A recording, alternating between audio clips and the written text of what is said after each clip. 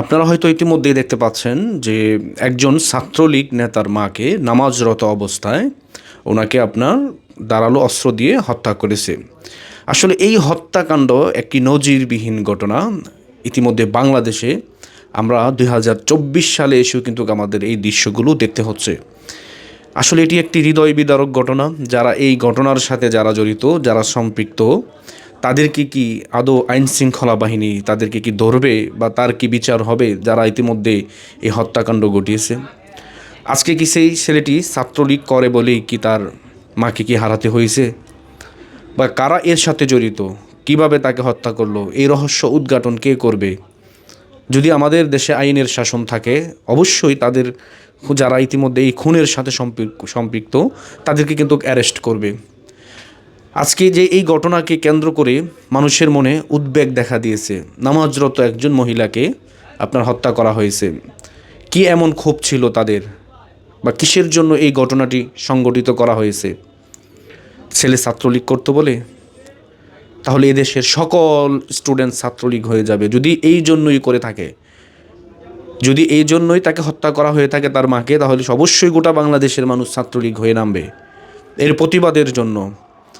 কারা এর সাথে জড়িত, কারা এই হত্যাকাণ্ড ঘটিয়েছে, দ্রুত সময়, আমি অবশ্যই বলবো দ্রুত সময় তাদেরকে আইনের আওতায় আনার জন্য।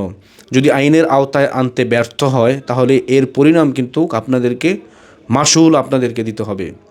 আপনারা এই রাষ্ট্রের দায়িত্ব কেন নিছেন? আমি বিশেষ করে জেনারেল ওয়াকারুজ্জামান স্যারকে বলবো, আজকে আমাদের বাংলাদেশে যেভাবে হত্যাকাণ্ড সংগঠিত হচ্ছে, আপনি তো বলেছিলেন যে আমি মানুষের জান এবং কি মালের নিরাপত্তা দিব। কোথায়? নামাজরত একজন মহিলার নিরাপত্তাও তো দিতে পারেনি আপনার আইন শৃঙ্খলা বাহিনী। তাহলে কেন আপনি বললেন যে দেশের প্রত্যেকটি মানুষের জান মালের নিরাপত্তা দিবেন?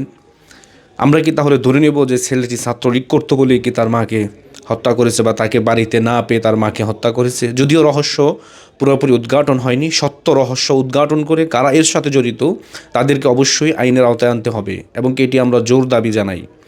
কারা এই হত্যাকাণ্ড ঘটিয়েছে? আজকে যদি এই ঘটনা আবারও যদি বাংলাদেশে এরকমভাবে পুনরাবৃত্তি হতে থাকে, তাহলে কিন্তু এদেশের প্রত্যেকটি জনগণ ছাত্রলীগ সেজে আপনার রাস্তায় নামবে। তখন তারা বলবে যে আমি ছাত্রলীগ।